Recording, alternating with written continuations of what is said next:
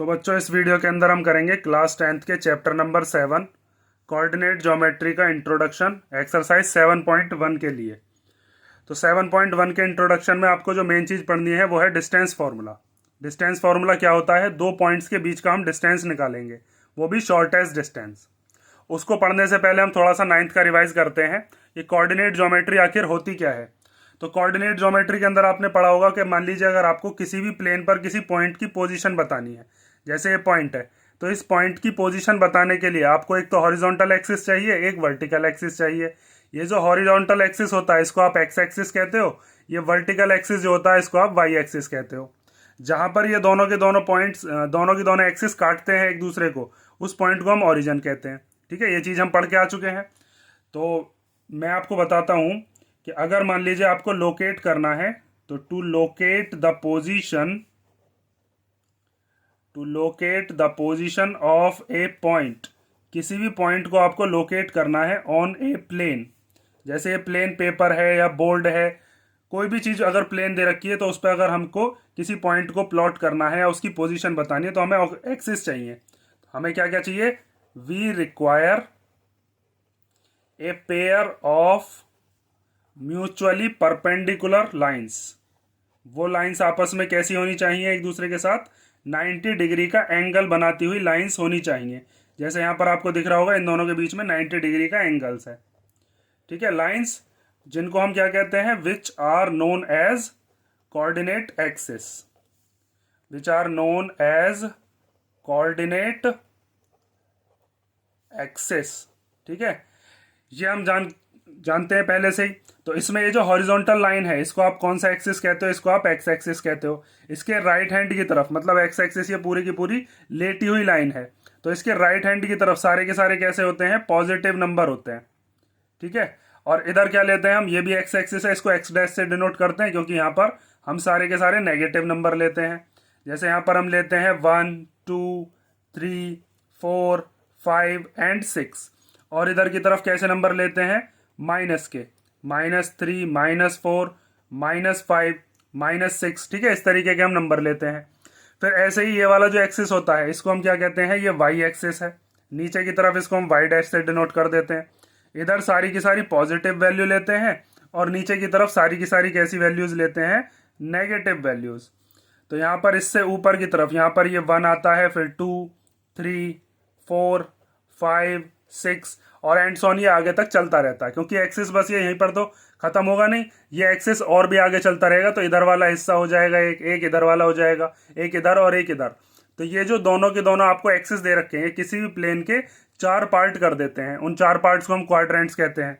ठीक है, नेगेटिव वाले और लिख देता हूं मैं, जैसे ये -1 हो जाएगा, -2 -3 -4 -5 -6। ये जो बीच वाला पॉइंट है, अब देखो 1 और -1 के बीच में यहाँ पर कौन सा पॉइंट आएगा? 0 पॉइंट आएगा। मतलब एक्स एक्सिस का जो ये यहाँ पर बीच वाला पॉइंट है, यहाँ पर 0 वैल्यू होगी। ये वाली जो पॉइंट्स होता है जहाँ पर हमारे एक्स एक्सिस और वाई एक्सिस एक दूसरे को काटते हैं, उस पॉइंट को हम क्या कहते हैं? उसको हम कहते हैं ओरिजिन। जहाँ पर ये दोनों के दोनों एक्सिस क्या करते हैं? मीट। और यहाँ पर एक्स की वैल्यू और वाई की वैल्यू दोनों ही क्या होती हैं? 0 0। इस तरीके से ही हम नंबर्स को लिखते हैं। कोऑर्डिनेट एक्सिस के जो भी हमारे पास कोऑर्डिनेट होंगे पॉइंट्स, पहले एक्स वाला लिखेंगे फिर वाई वाला। ठीक है, जैसे अगर आपसे पूछा जाए कि हॉरिजॉन्टल जो लाइन है, हॉरिजॉन्टल लाइन को हम क्या कहते हैं? हॉरिजॉन्टल लाइन को हम कहते हैं एक्स एक्सिस। और जो वर्टिकल मतलब जो खड़ी हुई लाइन होती है उसको हम वर्टिकल लाइन कहते हैं।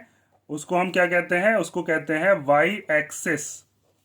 और जो हमारे कोऑर्डिनेट्स होते हैं, कार्टेशियन कोऑर्डिनेट्स हम इनको कहते हैं। कार्टेशियन प्लेन है ये, और कार्टेशियन कोऑर्डिनेट्स को डिनोट कैसे किया जाता है? कार्टेशियन कोऑर्डिनेट्स को हम लिखते हैं ऐसे, एक्स कॉमा वाई। मतलब पहला पॉइंट हम देखेंगे एक्स एक्सिस पर और दूसरा देखेंगे हम वाई एक्सिस पर। तो एक्स वाले कोऑर्डिनेट को हम क्या क्या कहते हैं? वैसे तो हम इसको कह सकते हैं एक्स कोऑर्डिनेट, लेकिन इसका एक नाम और होता है। और क्या कह सकते हैं हम इसको हम एब्सिसा भी कह देते हैं। ठीक है, और ऐसे ही ये वाला जो कोऑर्डिनेट है जिसको हम क्या कहते हैं? Y coordinate. तो वाई कोऑर्डिनेट को हम और क्या कह सकते हैं? और हम कह सकते हैं ऑर्डिनेट। ठीक है, तो एब्सिसा और ऑर्डिनेट को मिलाकर क्या बनते हैं? Cartesian coordinates. ठीक है, अब आपने को दिख रहा होगा कि ये वाला जो पूरा का पूरा प्लेन है, इस प्लेन को इसने 4 हिस्सों में डिवाइड किया है। तो इसमें ये वाला जो होता है इसको हम कहते हैं क्या, फर्स्ट क्वाड्रेंट। तो फर्स्ट क्वाड्रेंट के अंदर देखो एक्स एक्सिस की वैल्यू पहली वाली होती है, दूसरी वाई की। तो इधर एक्स एक्सिस की वैल्यू पॉजिटिव, वाई की वैल्यू भी पॉजिटिव। ये इन दोनों एक्सिस के बीच में आ रहा है ऐसे, ठीक है। तो यहां पर ये दोनों के दोनों जो होते हैं वो कैसे रहते हैं, पॉजिटिव। मतलब एक्स की वैल्यू भी पॉजिटिव रहेगी और वाई की वैल्यू भी पॉजिटिव, अगर इस वाले क्वाड्रेंट में कोई भी पॉइंट आ रहा है तो। उसके बाद फर्स्ट क्वाड्रेंट के बाद इधर वाला ये होता है हमारा सेकेंड क्वाड्रेंट। सेकेंड क्वाड्रेंट के अंदर आप देखकर बताओ एक्स की वैल्यूज कैसी हैं। इधर नेगेटिव, पहले एक्स की वैल्यू रखते हैं फिर वाई की वैल्यू रखते हैं। तो एक्स की वैल्यू यहाँ पर नेगेटिव होती है और वाई की वैल्यू पॉजिटिव होती है, जो भी पॉइंट सेकेंड क्वाड्रेंट में आ रहा होगा। उसके बाद आता है थर्ड क्वाड्रेंट। तो थर्ड क्वाड्रेंट के अंदर एक्स की कैसी वैल्यूज हैं, एक्स की वैल्यू नेगेटिव और वाई की वैल्यू भी नेगेटिव, इन दोनों से मिलाकर बन रहा है। तो यहाँ पर हम लिखते हैं माइनस माइनस, मतलब एक्स की वैल्यू भी माइनस लेंगे और वाई की वैल्यू भी माइनस। उसके बाद आता है फोर्थ क्वाड्रेंट। तो फोर्थ क्वाड्रेंट के अंदर एक्स की कैसी वैल्यूज आएंगी, पॉजिटिव, और वाई की कैसी वैल्यूज आएंगी, नेगेटिव। इन दोनों के बीच का हिस्सा है। तो यहाँ पर ये हो गया पॉजिटिव और ये हो गया नेगेटिव। तो हमारे पास जितने भी पॉइंट्स होते हैं, क्या हम उनको बस 4 क्वाड्रेंट्स पर ही प्लॉट कर सकते हैं? इसके अलावा भी देखो और कई जगह बन सकती हैं। जैसे कोई पॉइंट हो सकता है इन चारों क्वाड्रेंट पर ना ही आए, वो एक्स एक्सिस पर आ जाए और वाई एक्सिस पर आ जाए। ऐसे पॉइंट कैसे पता चलते हैं? तो जैसे मान लीजिए आपके सामने एक एक्स एक्सिस वाला मैं एग्जांपल देकर बताऊं कि अगर मान लो ऐसा कहीं कोऑर्डिनेट लिखे हुए हैं x, 0, तो वो हमेशा कहाँ पर आएंगे, वो हमेशा एक्स एक्सिस के ऊपर आएंगे। x, 0 कैसे? जैसे मान लीजिए आपने एक पॉइंट लिया 3, 0, क्या लिया 3, 0, और आपसे कहा जाए कि बताइए इसको प्लॉट करके कि ये इस पूरे के पूरे प्लेन पर कहाँ आएगा। तो ये किसी भी क्वाड्रेंट में नहीं आएगा, ये किसी एक्सिस पर आएगा। कौन से पर? एक्स एक्सिस पर। जैसे यहाँ पर ये पहली वाली वैल्यू किसकी होती है, एक्स की। तो एक्स पर 3 ये रहा, और वाई पर 0 कहाँ है, वाई पर ये 0 के भी सामने है। भाई हम जो हॉरिजॉन्टल डिस्टेंस होते हैं उसको देखते हैं एक्स पर, और जो हमारे वर्टिकल डिस्टेंस होते हैं वो होता है हमारा वाई पर। तो ये यहीं पर आ गया पॉइंट। तो ये कौन सी लाइन पर आया, ये ना तो इस क्वाड्रेंट में है किसी में भी, तो ये सीधा सीधा एक्स एक्सिस पर आएगा। ऐसे ही अगर मान लीजिए वाई एक्सिस की बात करें, ऑन वाई एक्सिस, तो वाई एक्सिस पर आपको कोऑर्डिनेट्स कैसे मिलेंगे, 0, जैसे अगर यहां पर दे रखा होता 0, 3, तो 0, 3 का मतलब क्या है, एक्स पर 0 के सामने। तो एक्स पर 0 तो ये है भाई, ये पूरी एक्स लाइन है, इस पर 0 ये रहा, और वाई पर 3। तो वाई पर 3 देखने के लिए आपको ऐसे वर्टिकल चलना पड़ेगा ऊपर, क्योंकि ये पॉजिटिव है। तो यहाँ पर आता है आपका ये 3। तो ये कौन सी लाइन पर आया, अब ये किसी क्वाड्रेंट में नहीं है, ये वाई एक्सिस पर आया है पॉइंट। ये वाई पर 3 पर है और एक्स पर ये 0 के भी सामने है। ठीक है, ये चीज तो हमने पढ़ रखी है 9th क्लास में, थोड़ा सा मैंने आपको रिवाइज करवा दिया, 7-8 मिनट तो लगी होंगी। अब हम देखते हैं हमें क्या पढ़ना है। हमें पढ़ना है कि अगर इन क्वाड्रेंट्स के अंदर कहीं पर भी 2 पॉइंट्स दे रखे हो सकता है एक पॉइंट इधर हो एक पॉइंट इधर हो, या दोनों पॉइंट इसी क्वाड्रेंट में हो, एक पॉइंट इधर हो एक पॉइंट इधर हो, कहीं पर भी हो सकते हैं वो। उन दोनों के बीच का हम डिस्टेंस कैसे निकालेंगे, ठीक है, तो उसको समझते हैं अब।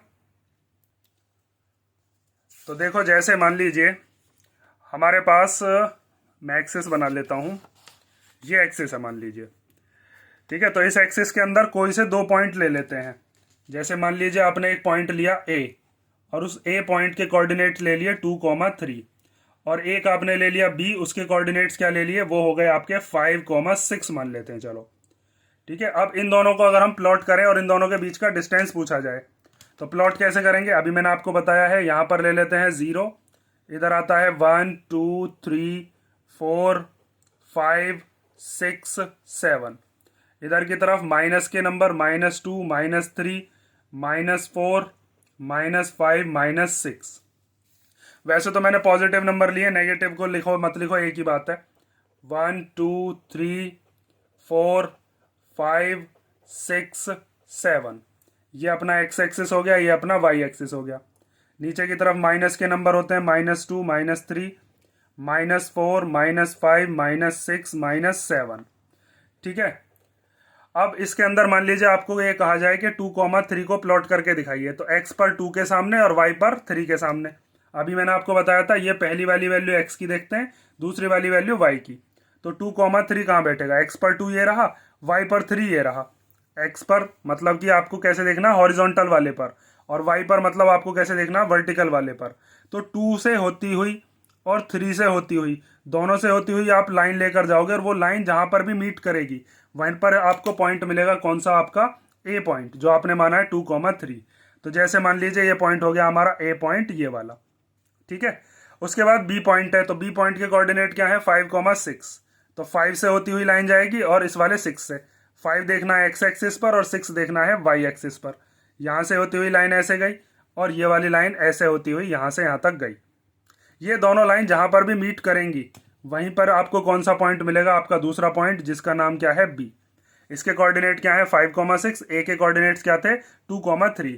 तो अब ए से बी के बीच का जो डिस्टेंस है वो हम कैसे पता करें? तो ए से बी तक पहुंचने के लिए आपके पास बहुत सारे रास्ते हैं। हो सकता है कोई ऐसे गोल गोल घूमता हुआ जाए, हो सकता है कोई ऐसे करके ऐसे जाए, हो सकता है कोई इधर से चक्कर लगाता हुआ जाए। तो हम कौन सा डिस्टेंस पता करेंगे? तो जब भी हमारे पास 2 पॉइंट दे रखे होंगे और उन दोनों के बीच का डिस्टेंस पूछा जाएगा तो हम सबसे शॉर्टेस्ट डिस्टेंस निकालेंगे। और शॉर्टेस्ट डिस्टेंस कैसे पता चलता है? सीधी लाइन ऐसे करके जोड़ दो।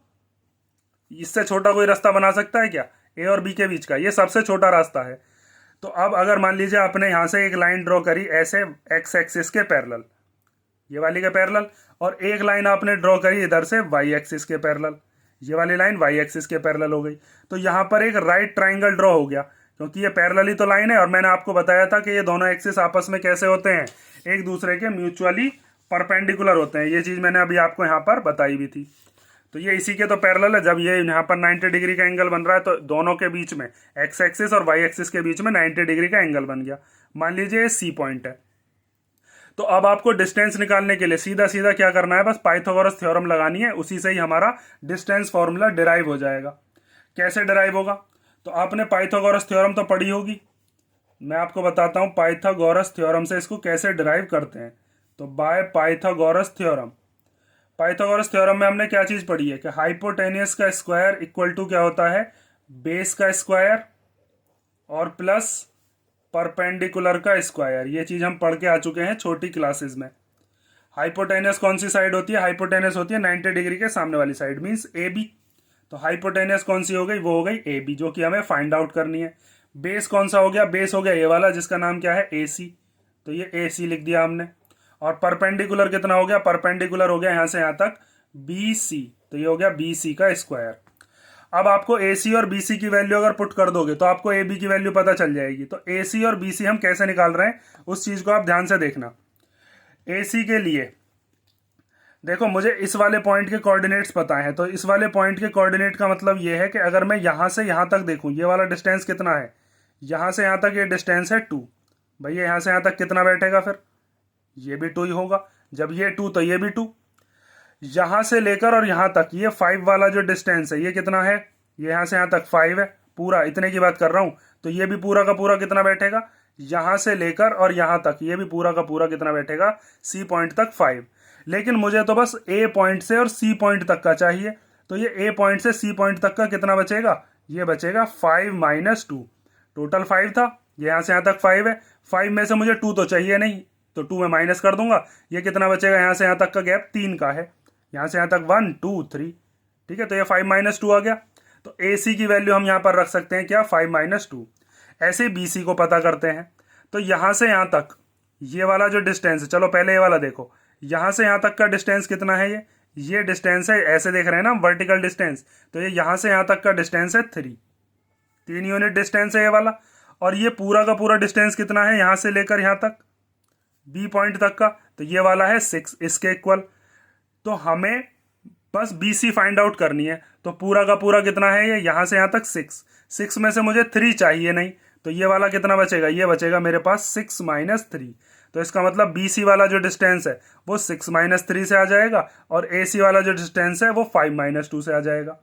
इसकी वैल्यू मैं यहां पर रखता हूं। तो A B square equal to A C की जगह पर क्या रखता हूं? यहां से यहां तक ये है 5 माइनस 2 का होल स्क्वायर। और बी सी कितना है यहां से यहां तक? वो है 6 माइनस 3 का होल स्क्वायर। इतनी चीज समझ गए? इधर से स्क्वायर हटाते हैं तो इधर क्या चढ़ता है? रूट।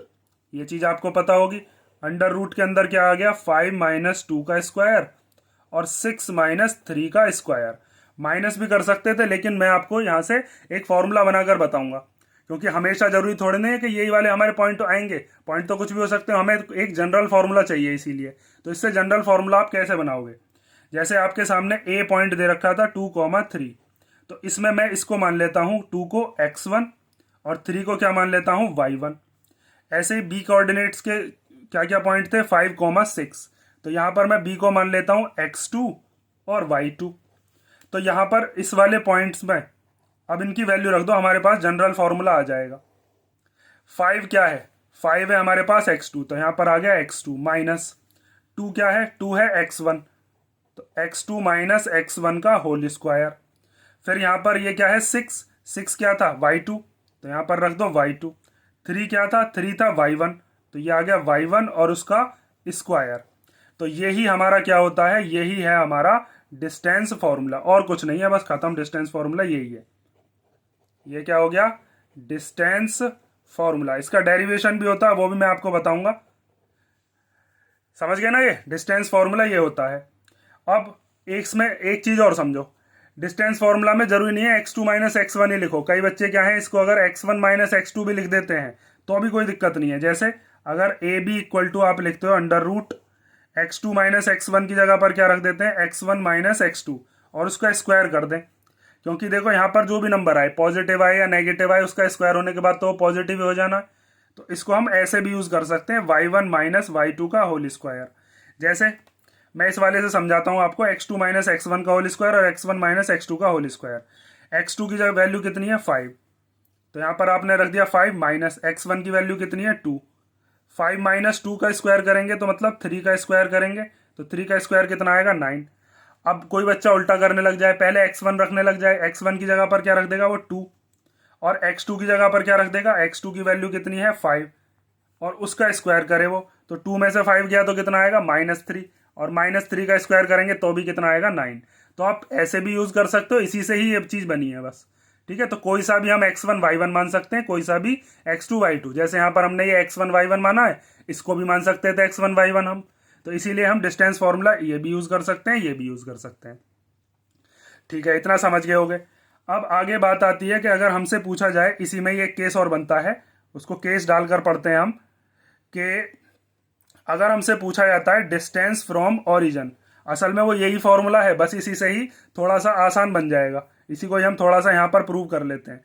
तो डिस्टेंस फ्रॉम ओरिजिन अगर पूछा जाता है तो वो हम कैसे बताते हैं। तो डिस्टेंस फ्रॉम ओरिजिन को बताने के लिए मान लीजिए आपके सामने एक एक्सिस में बनाता हूं, ये मैंने एक एक्सिस बना दिया। ठीक है, ओरिजिन के पॉइंट यहाँ पर क्या होता है, ये ओ पॉइंट है जिसके कोऑर्डिनेट्स क्या है 0,0, और मान लीजिए यहाँ पर कोई एक पॉइंट है P, उस P पॉइंट के कोऑर्डिनेट्स क्या है x, y, और आपसे कहा गया कि O से लेकर P तक का डिस्टेंस बताइए। तो आप जब यहाँ पर वैल्यूज को पुट करोगे, मान लो x2 आपने कितना मान लिया, x2 मान लिया x, ध्यान से समझना, ये हो गया x2, ये क्या हो गया y2, ये क्या हो गया मान लो x1, ये क्या हो गया y1। तो अगर आप x2 माइनस x1 करोगे तो x2 की जगह क्या रखोगे, यहाँ पर x2 की जगह पर आप रख दोगे x, और फिर माइनस x1 की जगह पर क्या रखोगे 0, तो किसी में से 0 माइनस करेंगे तो वही नंबर आ जाता है ना। तो x2 माइनस x1 का होल स्क्वायर करेंगे तो x स्क्वायर ही आ जाएगा बस। ऐसे ही y2 माइनस y1 है, तो y2 की जगह पर क्या रखेंगे y, और y1 की जगह पर क्या रखेंगे 0, तो y माइनस 0 y हो जाएगा। तो सीधा सीधा जब भी आपसे पूछा जाए डिस्टेंस फ्रॉम ओरिजिन, तो आप क्या कर दोगे, आप वहां पर सीधा सीधा फॉर्मूला लगाओगे under root X square plus Y square. ये वाला लगाओगे तो भी कोई दिक्कत नहीं है, बस इसमें क्या है आपको x1 और y1 की जगह 0 रखना होगा। ठीक है, लेकिन बार बार इतना बड़ा फॉर्मूला लिखने से बचना है तो सीधा सीधा आप ये भी लगा सकते हो, बस याद रखना ये कब लगेगा, जब ओरिजिन से डिस्टेंस पूछा जाए तब। ठीक है, ये आप डिस्टेंस फॉर्मूला समझ गए। इसका डेरिवेशन और देख लेते हैं हम। देखो, जैसे मान लीजिए एक हमने एक्सिस बना लिए, और इस एक्सिस के ऊपर मान लीजिए यहाँ पर कहीं एक पॉइंट है, उस पॉइंट का नाम मैंने क्या दे दिया, जैसे मान लीजिए P पॉइंट दे दिया, और उस P पॉइंट के कोऑर्डिनेट्स जो हैं वो क्या मान लिए, वो हो गए x1 y1। ठीक है, और एक कोऑर्डिनेट मैंने यहाँ पर मान लिया जिसका नाम क्या दे दिया Q, उसके कोऑर्डिनेट क्या हो गए x2, y2। अब आपसे कहा गया कि P और Q के बीच का डिस्टेंस पता करिए, तो वो डिस्टेंस हम कैसे पता करेंगे।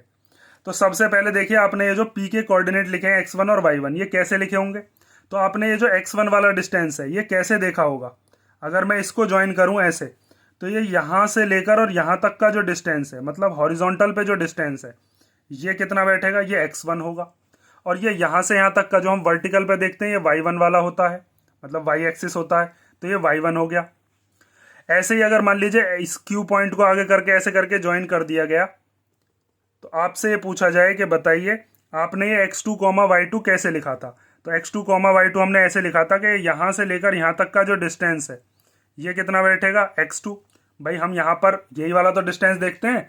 अभी हमने क्या किया था, पिछले वाले में जो मैंने अभी आपको बताया है उसके अंदर देखो हमने क्या काम किया था।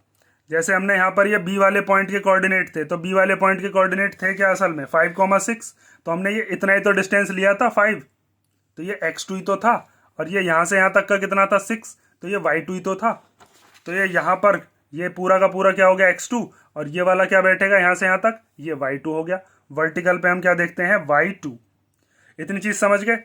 अब अगर मान लीजिए मेरे को p और q के बीच का डिस्टेंस निकालना है, तो मैं इसको ज्वाइन कर देता हूं। यहां से मैंने एक पैरेलल लाइन ड्रॉ कर दी किसके, x एक्सिस के, और ये वाली हो गई मेरी y एक्सिस के पैरेलल। और यहां पर इनके बीच में कितने डिग्री का एंगल बन रहा होगा, 90 डिग्री का। अब मुझे पी क्यू फाइंड आउट करनी है, किससे, बाय पाइथागोरस थ्योरम। तो पाइथागोरस थ्योरम के हिसाब से जो मेरा परपेंडिकुलर है वो तो बैठेगा ये वाला, मान लीजिए इसका नाम दे देते हैं r। जो मेरा बेस है वो बैठेगा पी आर, और जो मेरी हाइपोटेनस है वो है पी क्यू। तो हम लिख सकते हैं पी क्यू का square equal to, P Q मतलब हाइपोटेनस, बेस क्या हो गया पी आर उसका स्क्वायर प्लस, और परपेंडिकुलर क्या हो गया वो होगा क्यू आर उसका स्क्वायर। तो अब देखिए अगर आपको पी आर फाइंड आउट करना है, यहां से यहां तक का ये डिस्टेंस कितना होगा, ध्यान से समझना। तो पी आर वाला डिस्टेंस निकालने के लिए देखो ये पूरा का पूरा कितना है x2, इसमें से इतना हिस्सा अगर मैं निकाल दूं तो ये यहां से लेकर और यहां तक का डिस्टेंस कितना बैठेगा, ये बैठेगा x2 माइनस x1। भाई पूरा का पूरा ये x2, यहां तक का x2, x2 में से इतना हिस्सा निकाल दिया x1, तो ये कितना बचा x2 माइनस x1, और जितना ये है उतना ही ये है। तो इसको भी हम लिख सकते हैं क्या, x2 माइनस x1। ठीक है। अब ऐसे ही मान लीजिए आपको Q से लेकर R तक का डिस्टेंस पता करना है, तो ये पूरा का पूरा कितना है, ये y2 है, और ये कितना है यहां से लेकर यहां तक, जितना ये था। तो अगर ये y1 है तो यहां से यहां तक ये भी कितना होगा, ये भी हो जाएगा आपका y1। अब पूरा का पूरा जो डिस्टेंस है यहां से लेकर यहां तक इस वाले पॉइंट तक अभी हमने निकाला था, ये कितना था y2, ये पूरा का पूरा, तभी तो इसका कोऑर्डिनेट y2 लिखा है। तो इस पूरे के पूरे y2 में से इतना हिस्सा निकाल दो y1 वाला, तो इतना हिस्सा बचेगा। तो इसका मतलब इसको हम क्या कह सकते हैं, ये हो गया y2 माइनस y1। बस अब सीधी सीधी यहाँ पर वैल्यू पुट कर दो। तो P Q square equal to P R कितना हो गया, पी आर हमारे पास आ गया x2 minus x1, x2 minus x1 का whole square plus Q R यहाँ से यहाँ तक वो कितना है, वो y2 minus y1, y2 y1 minus कर दिया, तो ये हो गया y2 माइनस y1 का होल स्क्वायर। इधर से स्क्वायर हटाएंगे तो इधर क्या चढ़ जाएगा, रूट। तो पी क्यू इक्वल टू क्या आ गया, अंडर रूट के अंदर x2 माइनस x1 का होल स्क्वायर और प्लस y2 माइनस y1 का होल स्क्वायर। और यही क्या होता है अपना डिस्टेंस फॉर्मूला। तो डेरिवेशन इतना कोई हार्ड तो था नहीं, सिंपल सा डेरिवेशन है। ठीक है, मैंने आपको अब दोनों तरीके से बता दिया, डिजिट के हिसाब से भी मैंने आपको समझा दिया कि कैसे आता है, और इसके हिसाब से भी। अब इस क्वेश्चन को मतलब इसको क्वेश्चन पे कैसे अप्लाई करेंगे वो भी हम सीखेंगे। ठीक है, आगे की जो वीडियोस हैं उनके अंदर हम इसके एग्जांपल्स वगैरह करने सीखेंगे और इसको कैसे अप्लाई करते हैं वो सीखेंगे। बार बार हमें फिगर बनाने की जरूरत नहीं है। इस फॉर्मूले का फायदा ये है कि हम जब भी दो पॉइंट दे रखे होंगे तो उनके बीच का डिस्टेंस हम इस फॉर्मूले से ही निकालेंगे। हम बार बार ये नहीं है कि अब बार बार हम ये दो लाइन बना रहे हैं और लाइन्स के बीच का डिस्टेंस पता कर रहे हैं पाइथागोरस थ्योरम से। फिर फॉर्मूले का फायदा क्या है। ठीक है, और इसमें एक चीज याद रखना कि जब हम अंडर रूट चढ़ाते हैं तो प्लस माइनस दोनों चीज लगती हैं। ठीक है, पॉजिटिव नेगेटिव दोनों लगते हैं। तो यहाँ पर हम नेगेटिव क्यों नहीं मान रहे, क्योंकि डिस्टेंस कभी भी नेगेटिव हम नहीं लेते, डिस्टेंस कभी नेगेटिव नहीं होता। तो ये हो गया आपका 7.1 का इंट्रोडक्शन, ये आप कर लो। और नेक्स्ट वीडियो में हम करते हैं इसके एग्जाम्पल्स। और अगर इसमें कोई डाउट हो, कोई चीज़ समझ में नहीं आई हो तो आप कमेंट करके पूछ सकते हो। नेक्स्ट वीडियो में मिलते हैं, चलो।